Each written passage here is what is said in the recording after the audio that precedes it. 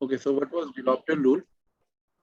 डिलॉप्टर rule was कि हमारे पास अगर कोई रैशनल फंक्शन लिखा हुआ है, उसमें अगर हमारे पास न्यूमरेटर और डिनोमिनेटर दोनों में लिमिट 0 आ रही है, तो this is what is called 0/0 indeterminate form. Indeterminate, why? Because you are unable to determine the value of that limit, so you say indeterminate form of 0/0, right? So what you do, you use D'Hotel's rule. What it states कि अगर आपके पास numerator में और denominator में दोनों में limit 0 आ रहा हो, तो आप न्यूमरेटर का डेरिवेटिव अलग ले लें और डिनोमिनेटर का डेरिवेटिव अलग लें, ठीक है? और इन दोनों के बाद दोबारा इस लिमिट को अप्लाई करके चेक करें, जो आंसर इसका आएगा, इनफैक्ट ये वही आंसर होगा जो कि आपके स्टार्टिंग फंक्शन का होगा।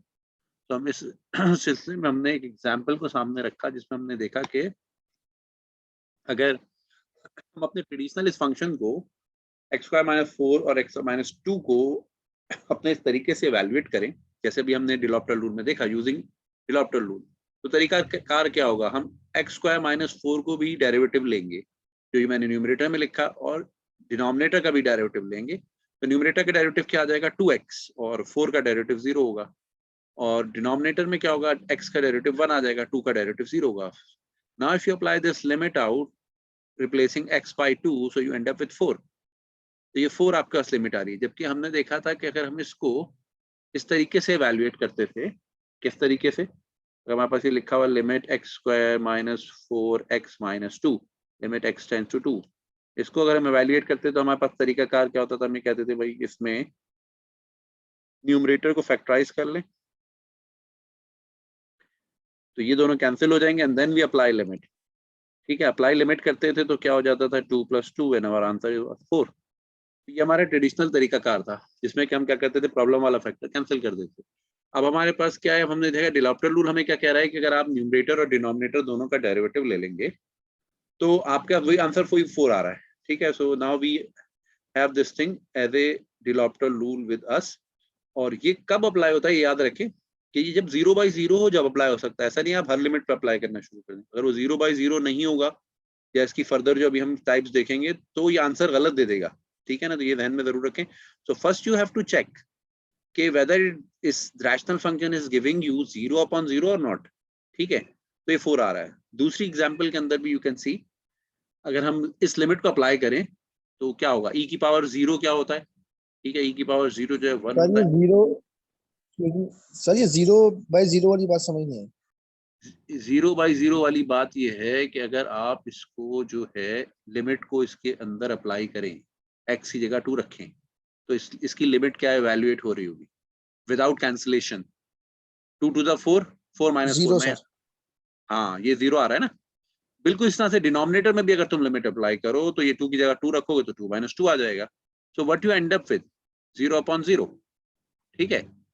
कहने का मकसद ये कि अगर तुम्हें ये चीज जो है इवैल्यूएटेड टू 0/0 वैल्यू दे रही है, so this thing is what is called indeterminate. तो इसे इनडिटरमिन फॉर्म के नाम से भी जो है वो आइडेंटिफाई किया जाता है। This is an indeterminate form. If something is indeterminate, so you apply D'Hotel's rule for that. So if in any rational expression you are end up with 0/0, ठीक है? So you can apply the D'Hotel's rule. D'Hotel's rule क्या कहता है कि आप इसका derivative अलग ले लो। अगर आप न्यूमरेटर का डेरिवेटिव लोगे तो वो आ जाएगा 2x, और डिनोमिनेटर का 1 आएगा। Now you can apply this limit x tends to 2, so that's going to give you the same answer as you have here 4, ठीक है? तो दोनों आंसर सेम आएंगे। ये D'Hotel's rule का स्टेटमेंट है। इसी चीज को अब हम जो है वो क्या कर रहे हैं, दूसरे इसके अंदर भी देख रहे हैं, ठीक है?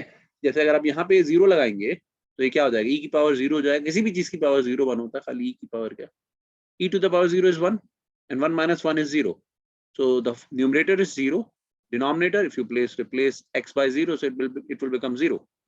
So that becomes 0/0. Now if you want to evaluate this limit through D'Hotel's rule, what you will do? You will take the derivative of the numerator, as you can see here, d by dx of this thing. इसका derivative में e का 1 का derivative 0 हो जाएगा, और ये क्या आएगा, e to the power x का derivative e to the power x आ जाएगा। This will give you 3x², right? Now with this, if you apply x tends to 0, so what you end up with, x tends to 0 का मतलब ये है कि anything divided by 0 will be infinity, right? So what you end up with this thing as this limit as in infinity, right? So yeah, that's how you evaluate. Otherwise, initially क्या था, ये 0/0 आ रहा था. अच्छा, और यहाँ पे तो कैंसिलेशन का मार्जिन भी नहीं है कि आप इनिशियल वाले एग्जांपल में तो देख सकते हैं आप कैंसिलेशन कर लेते. तो fair D L'Hopital rule is more valid कि आपने दोनों डेरिवेटिव निकाले और उसके बाद आपने ये उनको बताया कि जनाब ये जो है इस आंसर लिमिट का जो है वो इन्फिनिटी की तरफ जा रहा है. This expression as you tends to 0 goes towards infinity, right? And that's where you take the help of de L'Hopital rule, right? ठीक है भाई, क्लियर? उसके बाद नेक्स्ट पे जाते हैं. Now next you have the same example कि अब आपने क्या करना है कि इसके ऊपर डी लॉफ्टर रूल लगाना है. Why? Because you see, if you replace in the first limit this one numerator by 0, tangent 0 0 होता है and denominator is also 0, so that means this is 0/0. So you have to use de L'Hopital rule for finding out this limit. So try to do this. इसको करने की कोशिश करें. Numerator और denominator का दोनों का अलग डेरिवेटिव ले लें और फिर इसको जो है इवैल्यूएट करें लिमिट को.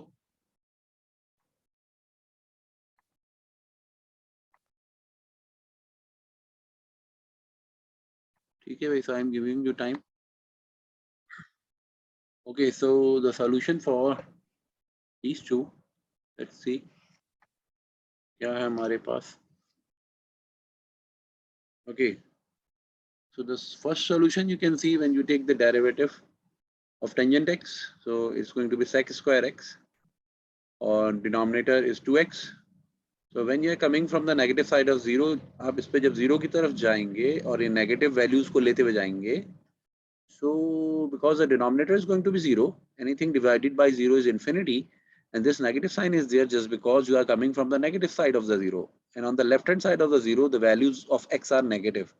So in fact you have a clue that the values will be going towards negative infinity. Why? Because as you go closer and closer towards the 0 from the negative side, so you will be having negative values with you and the whole answer is going toward infinity. Why? Because denominator is going to vanish, right? Clear है पहला वाला भाई? Any problem with the first Yes, one? sir. Okay, the second one. Second one में ये लिखा हुआ ये सवाल था. आपने डेरिवेटिव लिया, 1 का डेरिवेटिव 0 हो गया, cos का derivative minus sine which make it positive, so it is sin x. x square का 2x, ठीक है. So you have sin x upon 2x. अब आपने क्या किया कि चेक किया ये 0/0 की फॉर्म है, बिल्कुल ये 0/0 की फॉर्म है स्टिल, ठीक है. So here you learn one thing more कि अगर ये 0/0 है स्टिल पहली बार डेरिवेटिव लेने के बाद डी लॉफ्टर रूल के अंदर, so you can again apply de L'Hopital rule. You can see again. You can again apply de L'Hopital rule on this for finding out the value, right? So what you will do, you will again apply sin will become cos x, ठीक है? और 2x का क्या हो जाएगा? 2 हो जाएगा. Now if you apply the limit, so ये क्या हो जाएगा? 0 इसके साथ अंदर जाने के बाद cos की वैल्यू को 1 कर देगा and the answer is 1/2 because 2 is fixed. 2 is not a function of x. So 2 इसमें x है नहीं तो आप इसमें लिमिट इसमें रखेंगे नहीं. So you have another point to note that if after first differentiation the form of 0/0 does not turn up into some reasonable number or some definite number and still it is become indefinite or indeterminate, तो indeterminate अगर है तो आपने क्या किया, de L'Hopital rule को दोबारा apply किया और दोबारा अप्लाई करने का मतलब यार आपके इस फंक्शन के सेकंड डेरिवेटिव में चले गए और वहां क्या हुआ कि आपके पास फिर एक फंक्शन एक एक्सप्रेशन आया जो कि 0/0 इस बार नहीं था. So what you will do, you note this point कि अगर आपको दोबारा भी डेरिवेटिव लेना पड़े और 0/0 फॉर्म आ गई है तो आप दोबारा डेरिवेटिव ले सकते हैं, लेकिन obviously must be having a common sense कि ऐसा ना हो कि डेरिवेटिव को डेरिवेटिव देते चले और 0/0 आता रहे. तो you have to apply some technique here also. ऐसा नहीं कि बस वो डायरेक्टली भी लेते चले जाएंगे, ठीक है. तो ये चीज बारह ध्यान में रखिए कि दोबारा अप्लाई हो सकता है अगर 0/0 फॉर्म स्टिल कंटिन्यू कर रही, राइट? क्लियर है भाई सबको? Any question from the solution? Anyone? जितने लोग बैठे हुए 30. अच्छा okay, there is a question. Negative infinity का पता कैसे चला? ओके आराम. और हम यहाँ पे देख लो, ये नजर आ रहे हैं आप जीरो के, और हम नेगेटिव साइड से आ रहे हैं, जीरो के पीछे जब तुम जाओगे तो एक्स के तमाम वैल्यू क्या होंगे, नेगेटिव होंगे। अब तुम चाहे जीरो के कितने भी क्लोज चले जाओ, वैल्यू नेगेटिव होंगे, यानी जो तुम यहाँ वैल्यू रखते हुए आ रहे होंगे वो इस पूरे एक्सप्रेशन को नेगेटिव कर रहे होंगे। पहली चीज, एक्सप्रेशन में नेगेटिव की वैल्यू आ गई, ठीक। इन्फिनिटी का कैसे पता चला, नेगेटिव का इन्फिनिटी ऐसे पता चला कि when anything is tending toward zero तो that's going to be infinity, right. तो वो इन्फिनिटी हो जाएगा। तो that's how you come to know कि ये इन्फिनिटी होगा, नेगेटिव, क्योंकि नेगेटिव साइड से आ रहा हो, राइट। क्लियर है आराम?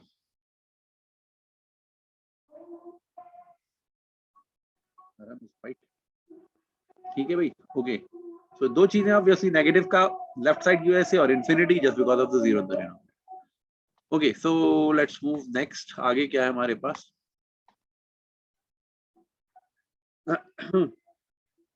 आगे देखते हैं। आगे में ये लिखा हुआ है कि अगर खाली ये 0/0 नहीं, अगर ये इन्फिनिटी अपॉन इन्फिनिटी भी है एक्सप्रेशन, यानी अगर आप न्यूमरेटर को इवैल्यूएट करें the limit is infinity, denominator अगर लिमिट इन्फिनिटी है, means you have a rational function with infinity upon infinity as an expression, ठीक है, then you can differentiate numerator अलग, डिनोमिनेटर अलग, and then you try to evaluate कि whether you end up with some positive definite value, positive से मतलब some definite value or not, any value, ठीक है।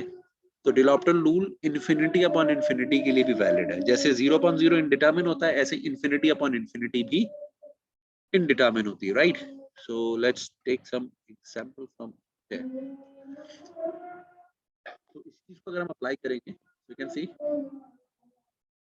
ये पहला फंक्शन हम देखते हैं x upon e of x। अब अगर ये x टेंड्स टू इन्फिनिटी है तो ऑब्वियसली जब आप इस लिमिट को अप्लाई करेंगे तो न्यूमरेटर इन्फिनिटी हो जाएगा, डिनोमिनेटर इन्फिनिटी रखोगे, e की power infinity is infinity, so you have what, you have infinity upon infinity, and when this occurs you have to apply L'Hopital rule. L'Hopital rule क्या कहता है, numerator का derivative ले लो, x का derivative 1, e of x का derivative e of x। now what, if you apply this limit here, numerator में limit कुछ भी नहीं कर सकेगी क्योंकि वहां x है ही नहीं। डिनोमिनेटर पे when you apply limit here, तो what you will have, e की power infinity is infinity, 1 over infinity is 0, so you have some definite value now. So that means the value or our answer or the limit for the first expression is 0, right? Clear है भाई पहला वाला सबको? हाँ, जब infinity upon infinity है या zero, दोनों में, एनी केस है। अभी हमने सेकंड चीज क्या देखी कि इन्फिनिटी अपॉन इन्फिनिटी है तो भी ये वैलिड है, राइट। Okay, example 2। एग्जाम्पल 2 में ऑब्वियसली ln ऑफ 0 जो है ये आपके पास आएगा, ठीक है, और यहाँ पे cosec 0 रखेंगे from the positive side, so you have an expressional value, and what you will do, you will take the derivative of that। ln of x का डेरिवेटिव क्या होता है, 1/x, cosec x का derivative minus cosec x cot x। आपने L'Hopital rule लगाया, इस पे derivative ले लिया आपने, ठीक, और डेरिवेटिव के बाद क्या करेंगे, अगर आप this limit if you apply तो स्टिल यू हैव व्हाट, यहाँ पे 0 रखोगे तो ये इन्फिनिटी ही रहेगा, 1/0 इज इन्फिनिटी, ठीक। यहाँ पे भी तुम 0 रखोगे तो ये जो है cosec जो है 1/sin होता है, सो 1/sin का मतलब क्या होगा, 1/0, ठीक है। why 0, because this is 0, so 1/0 is infinity, so the numerator is infinity and denominator is infinity। so what you will do now, आप एक्सप्रेशन जाहिर बात है रिव्यू तो हो रहा है दोबारा इन्फिनिटी अपॉन इन्फिनिटी पर, लेकिन प्रॉब्लम ये है कि अगर मैं 1/x को फर्दर डेरिवेटिव लूंगा तो 1/x का जो फर्दर डेरिवेटिव है वो भी 1 की फॉर्म में ही आएगा, वो क्या हो जाएगा, एक्स स्क्वायर हो जाएगा, तीसरा डेरिवेटिव क्या हो जाएगा, एक्स क्यूब हो जाएगा। So there is no need to continuous, मतलब विदाउट वेस्टिंग योर एफर्ट आप इसको कंटिन्यू करेंगे तो वो आपको मिलने कुछ नहीं वाला L'Hopital रूल के साथ। So you try to fix up this thing, यानी ऐसा नहीं है कि L'Hopital रूल एक बार अप्लाई कर दिया तो अब अलजबरा जो है ना वो अप्लाई नहीं कर सकते आप। But you try to do, you try to fix up this expression in a way कि आप ये 1/x को अगर आप नीचे ले आएंगे तो ये आपके पास इसको क्या चीज बना के देगा, देखें यहाँ पे cot x लिखा हुआ आपके पास, तो cot क्या होता है, 1/tangent होता है, ठीक है। तो इसको आप 1/tangent कर लें, और ये जो cosec है इसको अगर आप 1/sin कर लेंगे, that's going to give you sin x upon x, ठीक। cosec x को 1 over sin कर लेंगे. So that's going to give you sin x upon x, where the negative sign is still intact. Now the first limit, if you apply on this expression, limit x tends to 0 sin x upon x, this is 1. ये हमने देखा था जब हमने इसको prove भी किया था. This limit is 1. और अगर limit x tends to 0 आप टेंजेंट x में रखेंगे तो that is 0. ठीक, वो 0 है. इसके 0 होने का मतलब ये है कि ओवरऑल एक्सप्रेशन जो है वो आपके पास क्या लिमिट की वैल्यू दे देगा 0. तो यहाँ पे हमने क्या चीज देखी कि ऐसा नहीं है कि आप बार बार डिलॉप्टर रूल ही अप्लाई करते जाएं. Every time when you apply the L'Hopital rule you must check one thing कि क्या डिलॉप्टर रूल के अप्लाई होने से आपको कोई फायदा भी हो रहा है. ठीक है, या कोई ऐसा ज्योमेट्री उसके बाद आप अप्लाई कर सकते हैं. जैसे कि हम शुरू में जो है ना वो अलजबरा उसके ऊपर अप्लाई करते थे तो हमारे पास कैंसिलेशन हो जाती है कुछ, तो पहली बार के बाद भी हम ये काम कर सकते हैं. तो with the first thing idea you come to know कि यहाँ पे मैं एक ऐसी लिमिट इवेल्युएट कर सकता हूँ जो कि मुझे 1 का answer they. Right, so this is how you evaluate the second limit, right? और ये आपके पास क्या आ गई, 0 आ गई. तो हमने देखा क्या हमारे पास अगर इन्फिनिटी अपॉन इन्फिनिटी हो या 0 अपॉन 0 हो, तो ये दोनों फॉर्म आज हमने डिलॉप्टर रूल में देखे कि इनमें से कोई सा भी हो एक्सप्रेशन तो हम उसके ऊपर क्या करेंगे, डेरिवेटिव लेंगे. और डेरिवेटिव लेने के साथ जो है हमारे पास जो वैल्यू आ रहे होंगे हम उसको लिमिट उस पर इवेल्युएट करने की कोशिश करेंगे. और हम उसको दोबारा भी ले सकते हैं, जैसे कि हमने यहाँ देखा we can take derivative again for finding out the value of that limit. ठीक है, लेकिन वैलिड वो ऐसा होना चाहिए कि वेस्ट ऑफ एफर्ट ना हो कि आप ये जा रहे हैं और कुछ निकल नहीं रहा, आपको बताओ कि कोई प्रोडक्टिव चीज सामने आपके आई. ठीक है, so with this if you have anything regarding to this Delopter rule or something you can ask, or I am going to